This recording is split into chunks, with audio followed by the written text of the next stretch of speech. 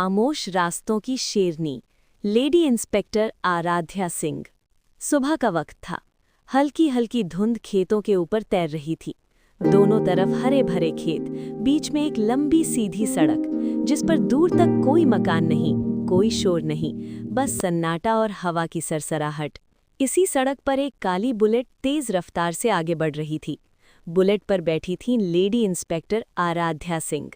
आराध्या, नाम जितना शांत, इंसान उतना ही दबंग। आंखों में आत्मविश्वास, चेहरे पर सख्ती और वर्दी में एक अलग ही रौब। ये वही इंस्पेक्टर थी जिसका नाम सुनते ही अपराधियों के पसीने छूट जाते थे। गांव की जिम्मेदारी।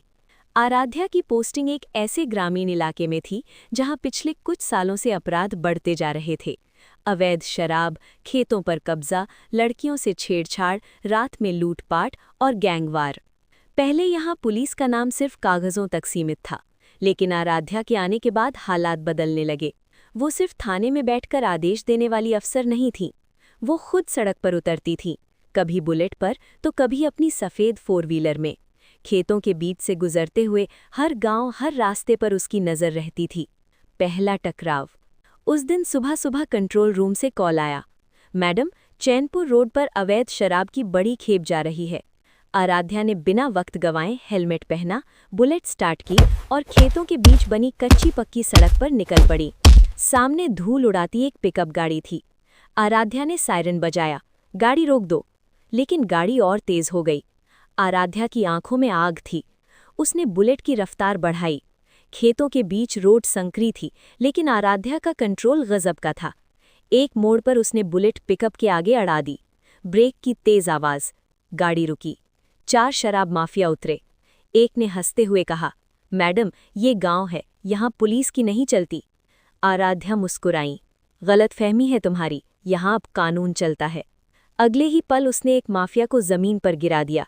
दूसरे ने हमला किया, लेकिन आराध्या की ट्रेनिंग काम आई। कुछ ही मिनटों में चारों हथकड़ी में थे। इलाके में डर और उम्मीद। उस घटना के बाद गांव में चर्चा फैल गई, नई लेडी इंस्पेक्टर दबंग है। जहां अपराधियों के दिलों में डर बैठा, वहीं आम लोगों में उम्मीद जगी, खासकर महिलाएं और लड़कियां जो पहले डर के साए में जीती थीं। लड़कियों की आवाज। एक शाम आराध्या 4 व्हीलर से गश्त पर थीं। खेतों के बीच रोड पर कुछ लड़कियां खड़ी थीं। गाड़ी रुकते ही वे डरते डरते आगे आईं। मैडम, रात को स्कूल से लौटते वक्त कुछ लड़के परेशान करते हैं। आराध्या की आंखें सख्त हो गईं। अब से कोई डरने की जरूरत नहीं। अगर एक बार भी उन्होंने हिम्मत की तो अंजाम बुरा होगा। उस रात आराध्या ने सादा कपड़ों में खुद निगरानी की। जैसे ही वही लड़के दिखे, पुलिस टीम ने उन्हें रंगे हाथों पकड़ लिया। अगले दिन गांव के चौराहे पर सबक सिखाया गया, कानून का, इज्जत का और हद का। बड़ा गैंग, बड़ी लड़ाई। लेकिन असली चुनौती अभी बाकी थी।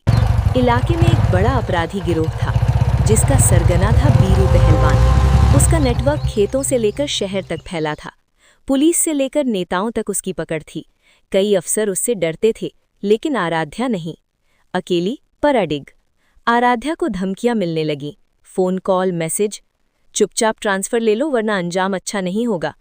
उसने फोन काट दिया, डराने की कोशिश मत करना, मैं वर्दी पहन कर आई हूं, सौदेबाजी करने नहीं। Final operation. एक रात खबर मिली, बीरू पहलवान खेतों के बीच बने एक पुराने गोदाम में मीटिंग कर रहा है। आराध्या ने खुद ऑपरेशन लीड किया। चारों तरफ अंधेरा, खेतों में झींगुरों की आवाज, बीच में वही सुनसान रोड। पुलिस की 4 व्हीलर और बुलेटें धीरे धीरे आगे बढ़ीं।